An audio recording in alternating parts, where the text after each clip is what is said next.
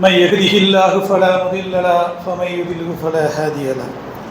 أشهد أن لا إله إلا الله وحده لا شريك له وأشهد أن محمدا عبده ورسوله أما بعد فإن أصدق الحديث كتاب الله وخير الهدي هدي محمد صلى الله عليه وسلم وشر الأمور محدثاتها وكل محدثة بدعة وكل بدعة ضلالة وكل ضلالة في النار.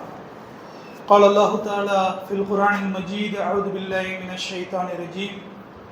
يا أيها الذين آمنوا اتقوا الله حق تقاته ولا تموتن إلا وأنتم مسلمون.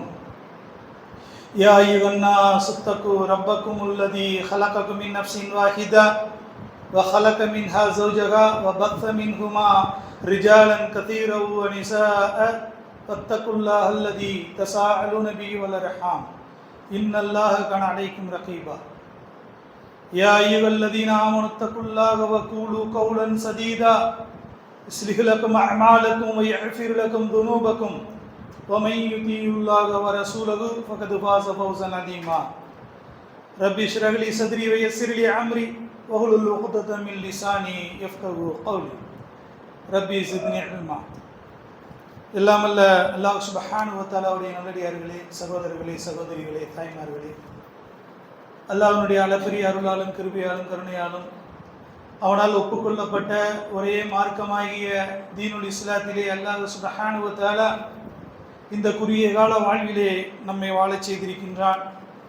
மேலும் நமது வணக்க வழிபாடுகளை இந்த உலகத்திற்கு ரஹ்மத்துல் ஆலமீனாக அனுப்பப்பட்ட பெருமானார் ஸல்லல்லாஹு அலைஹி வஸல்லம் அவர்கள் எந்த சுன்னத்தான வழிமுறையை நமக்கு காட்டிவிட்டு சென்றார்களோ அந்த வழிமுறையை அப்படியே பின்பற்றி ஏக இறைவனாகிய அல்லாஹ் சுப்ஹானஹு வ தஆலாவை வணங்கக்கூடியவர்களாக நம் இறுதி மூச்சு வரைக்கும் அல்லாஹ் சுப்ஹானஹு வ தஆலா பேசக்கூடிய என்னையும் கேட்கக்கூடிய உங்களையும் ஆக்கி அருள் புரிவானாக. அன்புக்குரிய அல்லாஹ்வின் நல்லடியார்களே, இன்று நாம் ஜும்மா தினத்தினுடைய ஒரு மிக முக்கியமான தலைப்பிலே பேச இருக்கின்றோம். சமுதாயத்திலே அங்கத்தினர்களாக இருக்கக்கூடிய ஒவ்வொரு முஸ்லிமான ஆண் பெண் அனைவருக்கும் பொறுப்பான ஒரு விஷயத்தை பற்றி நாம் இன்று ஞாபகமூட்ட இருக்கின்றோம். அதற்கு முன்பாக மார்க்கத்திலே அமானா என்ற ஒரு சொல் வழக்கத்தில் உள்ளது உங்களுக்கெல்லாம் தெரியும். அதற்கு தமிழிலே நாம் அமானிதம் என்று சொல்லுவோம். அரபியிலே சொல்வதாக இருந்தால் அமானா, அமானத். இந்த அல்லாஹ்விடம் மனிதர்களுக்கு உள்ள பல உபதேசங்களை நாம் குர்ஆனிலே பார்க்கின்றோம். அதிலே மிக முக்கியமான உபதேசம் என்னவென்றால், இந்த அமானா குறித்து அல்லாஹ் சுப்ஹானஹு வ தஆலா பல இடங்களிலே அவனுடைய புத்தகமாகிய அல் குர்ஆனிலே நமக்கு கட்டளையிடுகின்றான். இதிலே உதாரணத்திற்கு 4வது அத்தியாயம் 58வது வசனம் அல்லாஹ் சுப்ஹானஹு வ தஆலா அவனுடைய புத்தகமாகிய அல் குர்ஆனிலே கூறுகின்றான்: இன்னல்லாஹ யஅமுருக்கும் அன் துவத்தூல் அமானாதி இலா அஹ்லிஹா வ இதா ஹகம்தும் பைனன் நாஸ். நம்பி உங்களிடம் ஒப்படைக்கப்பட்ட அமானிதங்களை அவற்றின் சொந்தக்காரர்களிடம் நீங்கள் ஒப்புவித்து விட வேண்டும் என்றும், மனிதர்களிடையே தீர்ப்பு கூறினால் நியாயமாகவே தீர்ப்பு கூற வேண்டும். மேலும் அல்லாஹ் சுப்ஹானஹு வ தஆலா கூறுகின்றான்: அன் தஹ்முல் பில் அத்ல் இன்னல்லாஹ நிஅம்மா யஅதுக்கும் பி. இப்படி அல்லாஹ் சுப்ஹானஹு வ தஆலா உங்களுக்கு எதனை உபதேசிக்கின்றானோ அது மிக்க நல்லதாகும். அல்லாஹ்வுடைய உபதேசம் மனிதனுக்கு மிக்க நன்மையாகவே இருக்கும் என்று அல்லாஹ் சுப்ஹானஹு வ தஆலா கூறுகின்றான். அதற்கு முன்பாக கூறிய கட்டளை என்ன? நீங்கள் அமானிதத்தை பேணுங்கள். உங்களிடம் ஒப்படைக்கப்பட்ட, நம்பி ஒப்படைக்கப்பட்ட அமானிதத்தை அதற்கு உரியவரிடம் அதை சேர்ப்பித்து விடுங்கள். இதுதான் அமானா, அமானத். இந்த அமானித பொறுப்பு குறித்து நபிகள் நாயகம் ஸல்லல்லாஹு அலைஹி வஸல்லம் அவர்கள் தங்களுடைய தோழரிடத்திலே கூறும் பொழுது, ஒரு முறை உரை நிகழ்த்தி கொண்டிருக்கின்றார்கள். அப்பொழுது யாரிடம்? சிறந்த சமுதாயமான சகாபாக்களிடம். உங்களுடைய மார்க்கத்தில் நீங்கள் முதலாவதாக இழக்கக்கூடிய விஷயம் என்னவாக இருக்கும் என்றால் இந்த அமானிதம்தான். ஒரு காலம் வரும், அல்லாஹ்வுடைய தூதருடைய முன் அறிவிப்பு, உங்களுடைய சமுதாயத்திலே, முஸ்லிம் சமுதாயத்திலே நீங்கள் இழக்கக்கூடிய அம்சங்களில் முதலாவதான அம்சம் இந்த அமானிதம்தான்.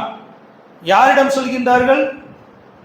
எந்த சமூகத்தை அல்லாஹ் ரலியல்லாஹு அன்ஹும் ரது அன்ஹு என்று சொன்னானோ அவர்கள் நம்மை பொருந்திக் கொண்டார்கள், அவர்களையும் நான் பொருந்திக் கொண்டேன் என்று சர்டிபிகேட் கொடுக்கப்பட்ட சமுதாயத்திலே அல்லாஹ்வுடைய தூதர் பேசுகின்றார்கள்.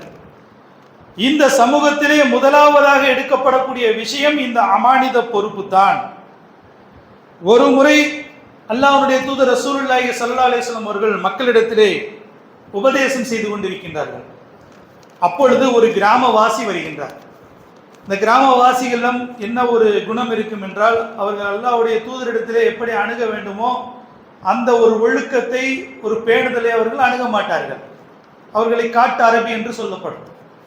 கேட்கக்கூடிய கேள்விகளுக்கு அல்லாஹ்வுடைய தூதர் பொறுமையாக பல சந்தர்ப்பத்திலே பதில் அளித்திருக்கின்றார்கள். அந்த அடிப்படையிலே அந்த கிராமவாசி அந்த உரை நிகழ்த்தக்கூடிய சபையிலே மதாசா என்று கேள்வி எழுப்பின்றார். அல்லாஹ்வுடைய தூதர் கேள்வி அவர்கள் காதிலே விழுகின்றது. ஆனால் உரையை நிகழ்த்தி முடிக்கும் வரை அதற்கு அல்லாஹ்வுடைய தூதர் பதிலளிக்காமல் உரையை நிகழ்த்தி முடித்துவிட்டு அல்லாஹ்வுடைய தூதர் அந்த கூட்டத்திடம் கேட்கின்றார்கள், ஐன சாயிலு அனிசா, யார் என்னிடம் மறுமை நாளை பற்றி கேள்வி கேட்டாரே அவர் யார் என்று கேட்கின்றார்கள். உடனே அவர் சொல்கின்றார், ஹா ஆனால் யார சூழல்லா, நான் தான் அதை பற்றி கேள்வி கேட்டவன் நான் தான் என்று கூறுகின்றார். அப்பொழுது அல்லாஹ்வுடைய தூதர் பதில் அளிக்கின்றார்கள், நீங்கள் எதை பற்றி கேட்கின்றீர்கள் என்ற இடத்திலே மறுமை நாள் எப்பொழுது வரும் என்று கேட்கின்றீர்கள். அல்லாஹ்வுடைய தூதர் சொல்கின்றார்கள், அமானிதம் எப்பொழுது பால்படுத்தப்படுமோ, இந்த சமுதாயத்திலே அமானிதம் எப்பொழுது பால்படுத்தப்படுமோ அப்போது நீங்கள் மறுமை நாளை எதிர்பாருங்கள். அமானிதம் பால்படுத்தப்படுவதென்றால் என்ன? சகாபாக்கள் அடுத்த கேள்வி கேட்கின்றார்கள் அல்லாஹ்வுடைய தூதர் இடத்தில், அல்லாஹ்வுடைய தூதரே, அமானிதம் பால்படுத்தப்படுவதென்றால் என்ன? அல்லாஹ்வுடைய தூதர் பதிலளிக்கின்றார்கள். பாருங்கள், இக்காலத்திலே நாம் பொருத்தி பார்க்கக்கூடிய பதில். ஒரு பொறுப்பு தகுதி இல்லாதவரிடம் ஒப்படைக்கப்பட்டால் நீங்கள் மறுமை நாளை எதிர்பாருங்கள். அது எந்த பொறுப்பாக வேண்டுமானாலும் இருக்கலாம். நாம் உடனே எந்த பொறுப்பு என்று சொன்னவுடன் நமக்கு உடனே ஞாபகத்து வருவது ஆட்சி பொறுப்பு, அதிகார பொறுப்பு. இதுதான் நமக்கு ஞாபகத்து, அதுவும் பொறுப்பு தான், மிகப்பெரிய பொறுப்பு. அப்ப இங்கே அல்லாஹ்வுடைய தூதர் ஒவ்வொருவரும் பொறுப்பாளிகளே என்று சொல்கின்றார்கள். நீங்கள் ஒவ்வொருவரும் பொறுப்பாளிகளே, உங்கள் பொறுப்பு குறித்து நாளை மறுமையில் அல்லாஹ்வால் நீங்கள் விசாரிக்கப்படுவீர்கள். ஒரு குடும்பத்திற்கு தலைவனாக இருந்தால் அந்த குடும்பத்திற்கு அவன் பொறுப்புதாரி. ஒரு ஜமாத்துக்கு அவன் தலைவனாக இருந்தால் அந்த ஜமாத்துக்கு அவன் பொறுப்புதாரி. ஒரு தந்தை பிள்ளைக்கு, ஒரு பிள்ளை தன்னுடைய தந்தைக்கு, ஒரு கணவன் தன்னுடைய மனைவிக்கு, ஒரு மனைவி தன்னுடைய கணவனுக்கு, இப்படி அவரவர்கள் பொறுப்பு குறித்து, இவர்கள் மீது உள்ள அந்த பொறுப்பான கடமையை குறித்து அல்லாஹ் சுப்ஹானஹு வ தஆலா நிச்சயமாக கேள்வி கேட்பான். அப்படி என்றால் பொறுப்பு என்றால் என்ன? பொறுப்பு என்பது ஒரு அமானா, பொறுப்பு என்பது ஒரு அமானிதம். இதை அல்லாஹ் நமக்கு சிறிது காலத்திற்கு கொடுத்து வைத்திருக்கின்றான். இது குறித்து இதற்கு சொந்தக்காரன் யாரோ, யார் கொடுத்தானோ அவன் நம்மிடத்திலே இந்த பொறுப்பு குறித்து நீ என்ன நிறைவேற்றினாய், இந்த பொறுப்பை குறித்து நீ என்ன அமல் செய்தாய் உலகத்திலே என்று அல்லாஹ் நிச்சயமாக கேள்வி கேட்கக்கூடியவனாக இருப்பான். அப்ப பொறுப்பு குறித்து ரசூலுல்லாஹி ஸல்லல்லாஹு அலைஹி வஸல்லம் அவர்கள் சொன்னார்கள். இதைத்தான் தெளிவாக சொன்னார்கள், நீங்கள் ஒவ்வொருவரும் பொறுப்பாளிகளே, உங்கள் பொறுப்பு குறித்து நீங்கள் அல்லாஹ்விடத்திலே விசாரிக்கப்படுவீர்கள் நாளை மறுமையிலே என்று. அப்ப சமுதாய பொறுப்பு குறித்து முஸ்லிம்களில் இன்று நாம் ஒரு சமுதாயமாக இருக்கின்றோம், முஸ்லிம் சமூகமாக இருக்கின்றோம், இதிலே ஆண் பெண்கள் இருக்கின்றோம். இந்த சமுதாய பொறுப்பு குறித்து நம்மில் இருக்கக்கூடிய பெரும்பாலானவர்கள் அதனுடைய அமானிதத்தை குறித்து அறியாமல் இருக்கக்கூடிய காட்சியை நாம் பார்க்கின்றோம். உதாரணத்திற்கு, இன்று நாம் இந்த அமானிதத்திலேயே மிக முக்கியமான ஒரு அமானா குறித்து நாம் இன்று பேச இருக்கின்றோம். என்ன அந்த அமானா? நம்மிடத்திலே இன்று ஒரு பெரிய கேள்விக்கு உள்ளாக்கப்பட்டிருக்கக்கூடிய இந்த வக்ஃப் என்று சொல்லக்கூடிய இந்த அமானா குறித்து. இந்த வக்ஃப் பொறுத்து நம்முடைய சமுதாயத்திலே எந்த அளவுக்கு மக்கள் அறிந்து வைத்திருக்கின்றார்கள், இந்த வக்ஃபு குறித்து நம்மளுடைய மக்களிடத்திலே எந்த அளவுக்கு அறிவு இருக்கின்றது, இதை பற்றிய தெளிவு இருக்கிறது என்று பார்த்தோம் என்றால், இது ஏதோ ஒரு வாரியத்திற்கு உட்பட்டது, இது ஏதோ ஒரு வாரியம் அதை செயல்படுத்தி கொண்டிருக்கின்றது, அந்த வாரியத்திலே ஏதோ ஒரு கோளாறு, அதன் காரணமாக இந்த அரசாங்கம் அதற்காக ஒரு அமெண்ட்மெண்ட் கொண்டு வருகின்றது, இது நமக்கும் இதற்கும் எந்த சம்பந்தமும் கிடையாது, இதற்கு நாம் பொறுப்புதாரிகள் கிடையாது. மொத்தத்திலே இது குறித்து கவலைப்படக்கூடிய முஸ்லிம் சமுதாயம் இது எந்த அளவுக்கு பொறுப்பு வாய்ந்தது என்பதை உணராமல் இருக்கின்றார்கள்.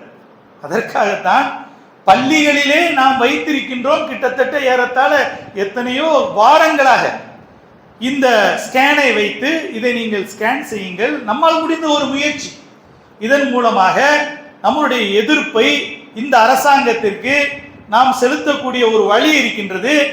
இதை குறைந்தபட்சம் நீங்கள் ஸ்கேன் செய்யறதுல எவ்வளவு கஷ்டம் வந்துடும், ஸ்கேன் செய்யறதுனால என்ன பிரச்சனை வந்துட போகுது, நம்மகிட்ட யார்கிட்ட, நம்ம கிட்ட போன் இல்லை.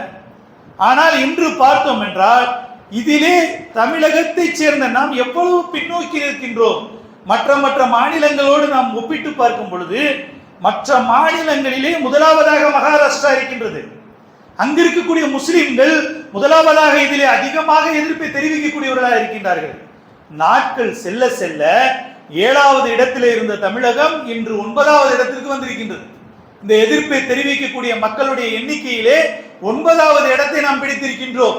தமிழகம் 1வது இடத்தை மகாராஷ்டிரா பிடித்திருக்கின்றது, அவர்கள் உத்தரப்பிரதேசம் பிடித்திருக்கின்றது, குஜராத் பிடித்திருக்கின்றது. ஆனால் தெலுங்கானா கூட நம்மை விட அதிகமாக இதற்காக கவலைப்படக்கூடியவர்களாக இருக்கின்றார்கள்.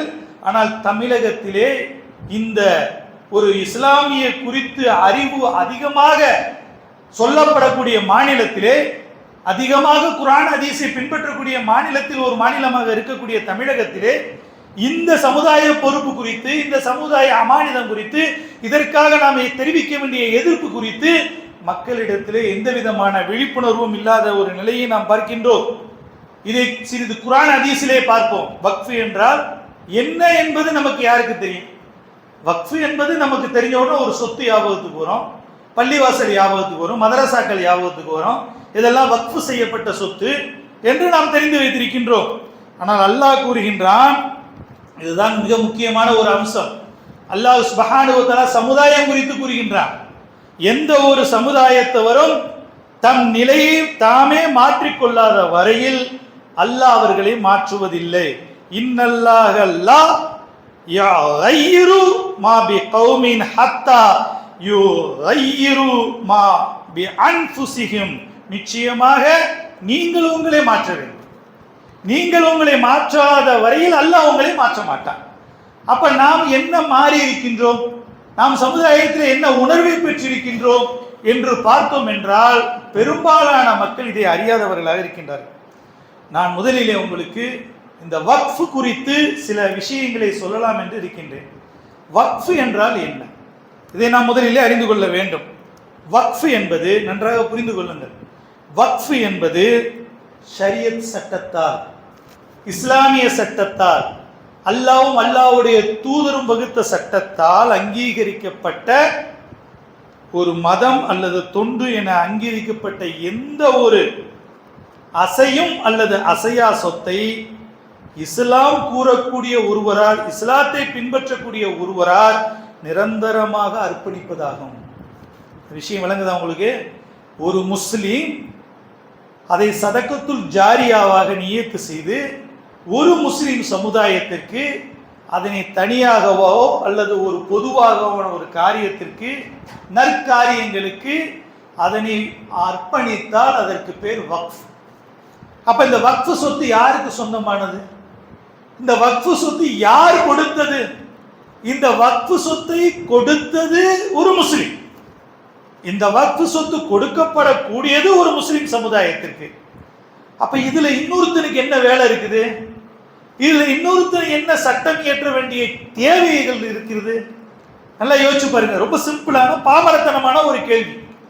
அப்ப இதற்கான நிலை என்ன என்று நாம் பார்த்தோம் என்றால், இந்த வக்ஃபை நிர்வகிக்கக்கூடிய வக்ஃப் வாரியம், இந்த வக்ஃப் வாரியத்துக்கு என்ன இது தெரியுமா, டியூட்டி தெரியுமா? இதனை முறைப்படுத்தி அவர்கள் இதனை சரியாக நிர்வகிப்பது. இதுதான் வக்ஃபு வாரியம். இந்த வக்ஃபு வாரியத்தில் இருக்கக்கூடிய உறுப்பினர்களுக்கு மிகப்பெரிய அமானித பொறுப்பு உள்ளது. அல்லாஹ்விடம் பதில் கூறக்கூடிய ஒரு பொறுப்பிலே அவர்கள் அமர்ந்திருக்கின்றார்கள். அதிலே அவர்கள் தவறு செய்தால், அதிலே அவர்கள் குற்றம் செய்தால், அதிலே அவர்கள் அதை கொடுக்கக்கூடிய பொறுப்பை அவர்கள் மீறினால், அவர்கள் மனிதரிடத்திலே பதில் சொல்கிறார்களோ இல்லையோ, நாளை மறுமையிலே அல்லாஹ்விடத்திலே அவர்கள் பதில் சொல்ல வேண்டும்.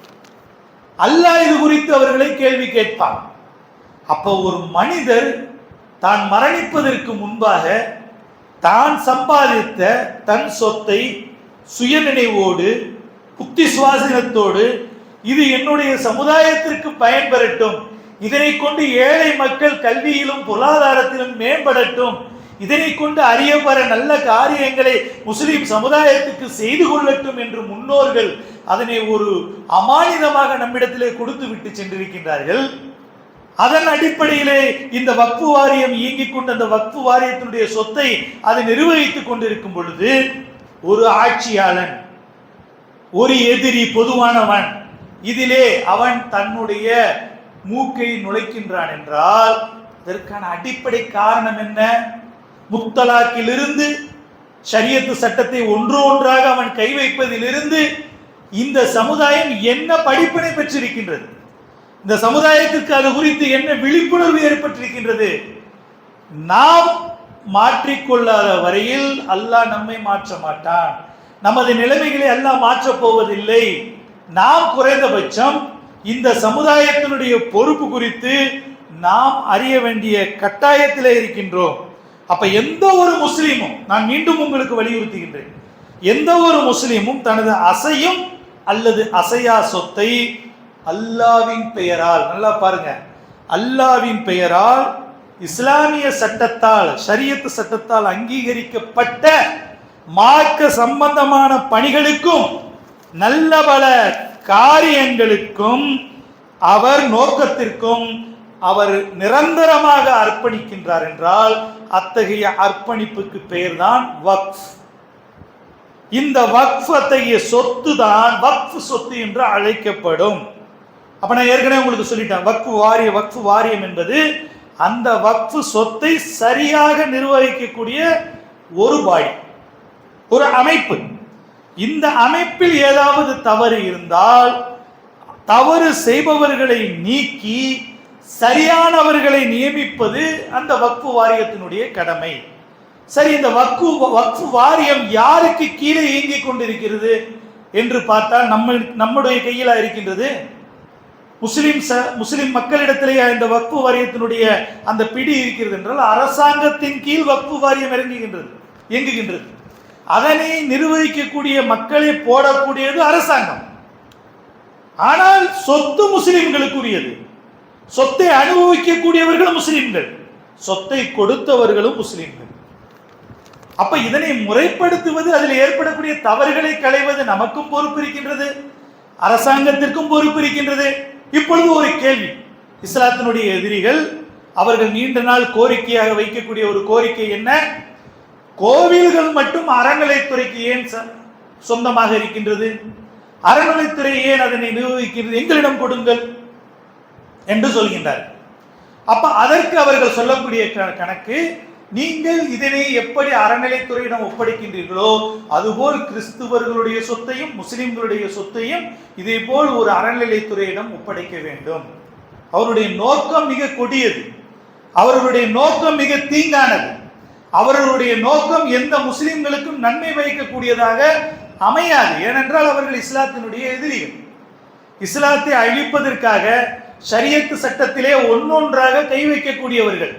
முத்தலாக் தடை சட்டம் என்ற ஒன்றை தனக்கு சாதகமாக முஸ்லிம் பெண்களுக்கு நாங்கள் மிகப்பெரிய நன்மையை அளித்து விட்டோம் என்று சொல்லக்கூடிய இந்த மக்களுக்கு அந்த பதில் எங்கிருந்து வந்தது? அந்த பதிலை சொல்ல வைத்தது யார்?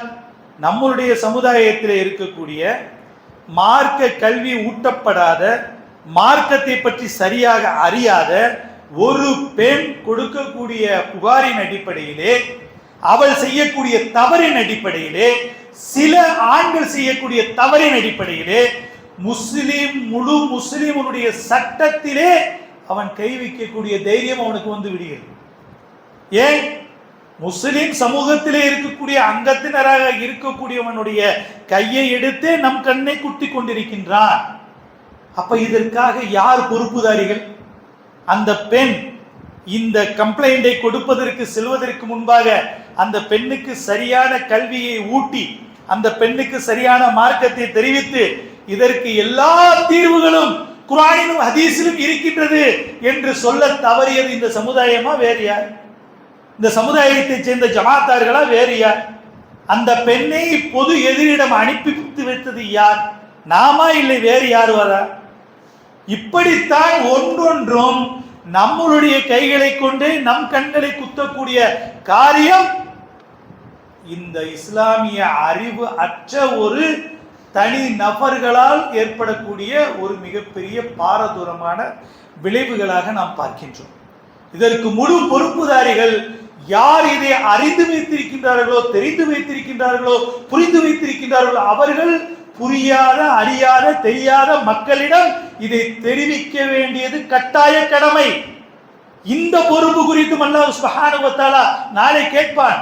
வக்ஃபை பற்றி தான் உனக்கு தெரியுமே, வக்ஃபினுடைய சட்டத்தை பற்றி தான் உனக்கு தெரியுமே, அதனுடைய அமானா குறித்து, அமானிதம் குறித்து தான் உனக்கு தெரியுமே, இது இந்த மாதிரியான ஒரு நிகழ்வுகள் நடந்து கொடுத்து நீ பார்த்து கொண்டிருந்தாயே, இதற்கான எதிர்ப்பை நீ என்ன தெரிவித்த? அல்லாஹ் தானே கேட்பான். அல்லாஹ் முயற்சியை பார்க்கக்கூடியவன், அதனுடைய முடிவு அல்லாஹ்வுடைய நாட்டத்துக்கு உட்பட்டது. அதற்குள்ள நம்ம போகல. இதெல்லாம் நம்ம முயற்சி எடுத்துட்டா இதுல இருந்து நம்ம விலகிடுவோம், இதுல இருந்து நம்ம தப்பிச்சிருவோம், அது அல்லாஹ்வுக்கும் அந்த எதிரிக்கும் உள்ள பொதுவான விஷயம். நீ என்ன செய்தாய்? நீ உன்னுடைய சமுதாயத்திற்கு ஏற்பட்டக்கூடிய அந்த பிரச்சனைக்கு நீ என்ன கவலைப்பட்டாய்? நீ எதற்காக என்ன முயற்சிகள் செய்தாய்?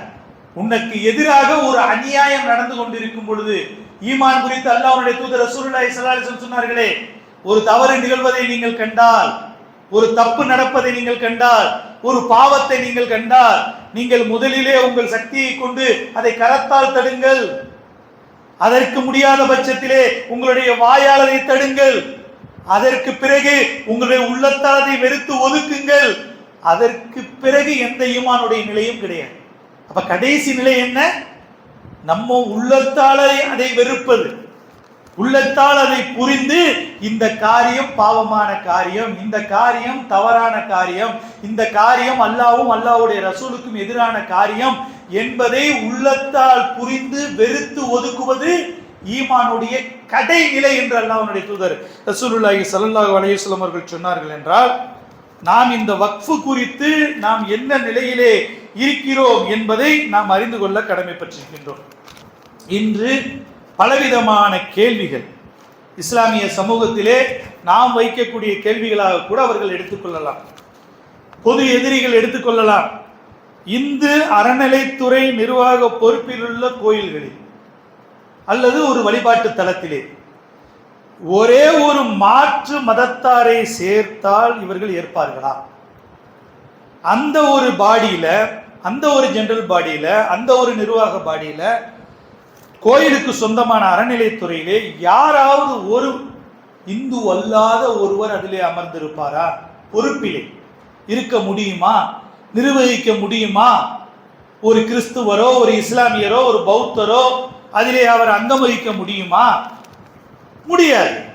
அப்படி எந்த நிகழ்வும் இதுவரை கிடையாது. அப்ப கோயில் நிர்வாக பொறுப்பிலே வேறு மதத்தை சார்ந்தவர் இருக்க முடியாது.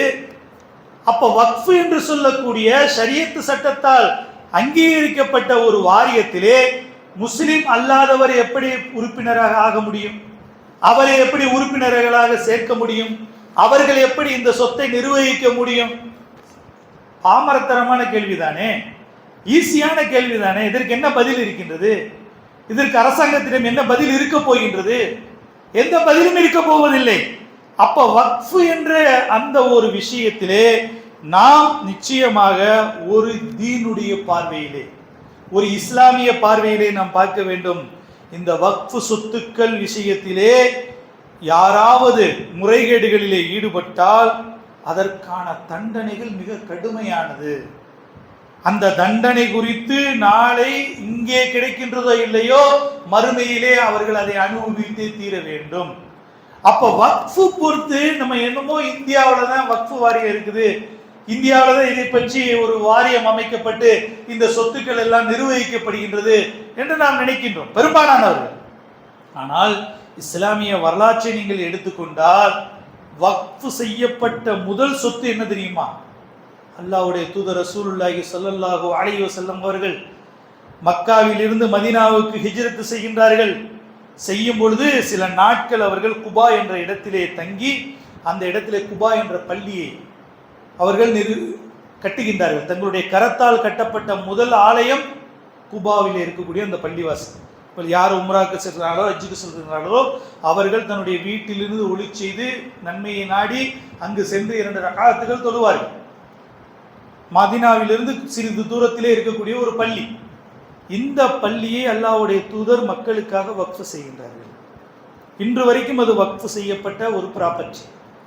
அதன் பிறகு அல்லாஹ்வுடைய தூதர் எங்கே இடம் வாங்குகின்றார்கள்? மஸ்ஜிதுன் நபவி. இதை அன்று இருந்த சகாபாக்களில் அல்லாஹ்வுடைய தூதருடைய நண்பர் அபூபக்கர் சித்திக் ரலியல்லாஹு அவர்கள் 10 தீனார்கள் கொடுத்து அதை விலைக்கு வாங்குகின்றார்கள். இதை வாங்கி முழு முஸ்லிம் சமுதாயத்திற்கு வக்ஃப் செய்கின்றார்கள். இன்று வரையில் அது முழு முஸ்லிம் சமுதாயத்துக்கு சொந்தமானதுதான் மஸ்ஜிதுன் நபவி. அல்லாஹ்வுடைய பள்ளி என்றாலும் அதிலே உரிமை கொண்டாடுவதற்கு, அதனிலே நாம் பயன்பெறுவதற்கு உலகத்திலே இருக்கக்கூடிய அத்தனை முஸ்லிம்களும் அதன் சொந்தக்காரர்கள். தனிநபர் விஷயத்திலே நீங்கள் எடுத்துக்கொண்டாலும் அதற்கு உதாரணம் உண்டு. அபூ தல்ஹா ரலியல்லாஹு அன்ஹு அவர்கள் தமக்கு விருப்பமான ஒரு தோட்டம், இதை அவர்கள் பைரஹா என்று சொல்லக்கூடிய அந்த தோட்டம் இன்று வரையில் அந்த மக்கா மதீனாவிலே நீங்கள் சென்று பார்த்தால் இருக்கின்றது. இதை அவர்கள் வக்ஃப் செய்கின்றார்கள். வக்ஃப் செய்யும் பொழுது நான் இதை அல்லாஹ்வுடைய பாதையில் நான் இதை செலவு செய்கின்றேன் என்று சொல்லும் பொழுது அல்லாஹ்வுடைய தூதர் இதை உங்கள் குடும்பத்தாருக்கு நீங்கள் வக்ஃப் செய்யுங்கள் என்று அது குடும்பத்தாருடைய வக்ஃபாக அவர்கள் நிர்வகிக்கின்றார். அதை மாற்றுகின்றார்கள் அல்லாஹ்வுடைய தூதர் ரசூலுல்லாஹி ஸல்லல்லாஹு அலைஹி வஸல்லம் அவர்கள்.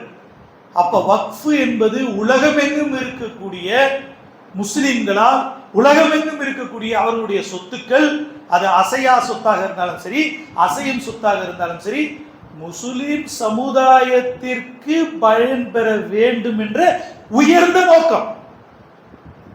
அல்லாஹ்விடத்திலே இதற்காக எனக்கு நாளை மறுமையிலே கூலி கிடைக்க வேண்டும் என்ற இஹ்லாஸ். இப்படி ஒரு சொத்து இன்று அந்நியவனால், ஒரு அதிகார வர்க்கத்தில் இருப்பவனால், ஒரு தவறான ஒரு அதிகார போதையில் இருக்கக்கூடிய ஒரு ஆட்சியாளனால் ஒரு கேடு ஒரு விளையும் என்றால் அதனை பற்றி குறைந்தபட்சம் அதை பற்றிய அறிவு கூட இல்லாத ஒரு சமூகமாக இன்று முஸ்லிம் சமூகம் இருக்கிறது என்றால் நாம் யாரிடத்திலே சென்று இதை பற்றி முறையிடுவது? அல்லாஹ் சுப்ஹானஹு வ தஆலா இதை மட்டுமல்ல, வக்ஃப் மட்டுமல்ல, முத்தலாக்கு மட்டுமல்ல, ஷரியத்தினுடைய ஒவ்வொரு சட்டங்களிலும் ஒரு தெளிவு முஸ்லிம் சமூகத்திற்கு, அவர்கள் ஆணாக இருந்தாலும் பெண்ணாக இருந்தாலும் சிறியவர்களாக இருந்தாலும் அதை பற்றிய தெளிவு வேண்டும். இது மிகப்பெரிய பொறுப்பு. அதனால்தான் உங்களிடத்தில் நான் முதலிலே சொன்னேன், இது ஒரு அமானா, ஒரு அமானிதம். இந்த அமானிதம் குறித்து அல்லாஹ் சுப்ஹானஹு வ தஆலா நாளை நம்மை மறுமையிலே கேள்வி கேட்கக்கூடியவனாக இருக்கின்றான். எனவே அன்புக்குரிய சகோதரர்களே, சகோதரிகளே, தாய்மார்களே, நமக்கு கொடுக்கப்பட்ட நேரங்கள் முடிந்துவிட்டன. நம்மை எதிர்ப்பு தெரிவிப்பதற்கான கடைசி நாளிலே நாம் இன்று அமர்ந்து கொண்டிருக்கின்றோம். நாம் இன்று வேக வேகமாக நம்மளுடைய ஒவ்வொருவரும் இதற்காக எதிர்ப்பு தெரிவிப்பதற்கு நமக்கு முன்பால் அங்கு வைத்திருக்கக்கூடிய அந்த QR கோட், அந்த ஸ்கேனை நீங்கள் ஸ்கேன் செய்தால் அது நேரடியாக அந்த எதிர்ப்பு தெரிவிக்கக்கூடிய அதன் வழியாக அது இமெயில் அனுப்பப்படும். அதன் மூலமாக நாம் எவ்வளவு பேர் இதற்கு இந்த எதிர்ப்பு தெரிவிக்கின்றோம் என்ற விஷயத்தை நாம் பதிவு செய்ய முடியும். இதைத்தான் அல்லாஹ் பார்ப்பான். அல்லாஹ் சுப்ஹானஹு வ தஆலா மனிதர்களுக்கும் அல்லாஹ்வுக்கும் உள்ள வேறுபாடு என்ன தெரியுமா? மனிதர்கள் முடிவை வைத்து ரிசல்ட்டை வச்சு முடிவு செய்வாங்க, அல்லாஹ் முயற்சியை வைத்து முடிவு செய்வான். இன்னைக்கு உலகத்துல ஒருவன் கடுமையா படிச்சிருப்பான், கடுமையா அதற்காக முயற்சி செய்திருப்பான், ஆனால் அவன் அந்த தேர்விலே குறைவான மதிப்பெண் பெறுவான். ஆனால் ஒருவன் மிக லேசாக முயற்சி செய்திருப்பான், அவனுக்கு உண்டான அந்த கேள்வி லேசாக இருந்திருக்கும், அவன் அதிலே மதிப்பெண்களே அதிகம் பெற்றிருப்பான். உலகம் எதை பார்க்கும்? அதிகமாக முயற்சி செய்தவனே உலகம் பார்க்காது. யார் அதிக மதிப்பெண்கள் எடுத்தவனோ அவனே இந்த உலகம் அங்கீகாரம் செய்யும். ஆனால் அல்லாஹ் மறைவானவற்றை அறிந்தவன், அனைத்தையும் அறிந்த அல்லாஹ் சுப்ஹானஹு வ தஆலா உன்னுடைய முயற்சிக்கு கூலி கொடுக்கக்கூடியவனாக இருக்கின்றான், உன்னுடைய எண்ணத்திற்கு கூலி கொடுக்கக்கூடியவனாக இருக்கின்றான். அதன் மூலமாக ஏற்படக்கூடிய விளைவுகள் என்னவென்பதை அல்லாஹ் பார்த்துக் கொள்வான். அது அல்லாஹ்வுக்குரிய அவனுடைய அதிகாரத்திற்கு உட்பட்ட விஷயம். நாம் என்ன செய்கின்றோம்? என்னால் முடிந்த முயற்சியை நான் என்ன செய்கின்றேன்? என்னுடைய சமுதாயத்திற்கு ஒரு பிரச்சனை ஏற்படுகின்றது, என்னுடைய சமுதாயத்தை சேர்ந்த ஒரு மக்களுக்கு பிரச்சனை ஏற்படுகின்றது, என்னுடைய தீனுக்கு ஒரு பிரச்சனை ஏற்படுகின்றது, என்னுடைய ஷரியத்துக்கு ஒரு பிரச்சனை ஏற்படுகின்றது, என்னுடைய மார்க்கத்திற்கு ஒரு இழிவு ஏற்படுகிறது என்றால் நான் அதற்காக என்ன முஜாஹிதா செய்திருக்கின்றேன்? இதுதானே. என்ன வாளை எடுத்துக்கொண்டு போய் நேராக நின்று ஜிஹாது செய்வதுதான் ஜிஹாதா? அதுவும் ஜிஹாத், அது ஏற்பட்டால், தேவை ஏற்பட்டால். ஆனால் அதற்கு முன்பாக எத்தனை ஜிஹாதுகள். ஒரு அநியாயக்கார ஆட்சியாளரிடம் சென்று அவனுடைய அநியாயத்தை எடுத்துரைப்பதை போல் ஒரு ஜிஹாத் என்னவாக இருக்க முடியும்? அதைவிட மிகச்சிறந்த ஜிஹாத் என்னவாக இருக்க முடியும்? அநியாயக்கார ஆட்சியாளரிடம் சென்று நீ இதை அநியாயமாக செய்து கொண்டிருக்கின்றார், இது மிகப்பெரிய பாவம் என்று எடுத்து சொல்வதை விட பெரிய ஜிஹாத் என்னவாக இருக்க முடியும் மார்க்கத்திலே? அப்படிப்பட்ட ஜிஹாதுகளை செய்யக்கூடிய மக்களாக எல்லாம் அல்ல அல்லாஹ் சுப்ஹானஹு வ தஆலா பேசக்கூடிய என்னையும் கேட்கக்கூடிய உங்களையும் ஆக்கி அருள் என்று கூறிய எனது உரையை நான் நிறைவு செய்கின்றேன். வாஹிர் தஆனா அல்ஹம்துலில்லாஹி ரப்பில் ஆலமீன். வஸ்ஸலாமு அலா ரசூலில் கரீம் வ அலா ஆலிஹி வ ஸஹ்பிஹி அஜ்மஈன். அம்மா பஅத். இன்னல்லாஹ யஅமுரு பில் அத்லி வல் இஹ்சானி வ ஈதாஇ தில் குர்பா வ யன்ஹா அனில் ஃபஹ்ஷாஇ வல் முன்கர் வல் பகி யஅதுக்கும் லஅல்லக்கும் ததக்கருன் உதுகுருல்லாஹ யதுகுருக்கும் அலஹு யஸ்தஜிப் லக்கும் வ லதிக்ருல்லாஹி அக்பர் வ மா அலைனா இல்லல் பலாகுல் முபீன் வ கீமுஸ் ஸலாத்.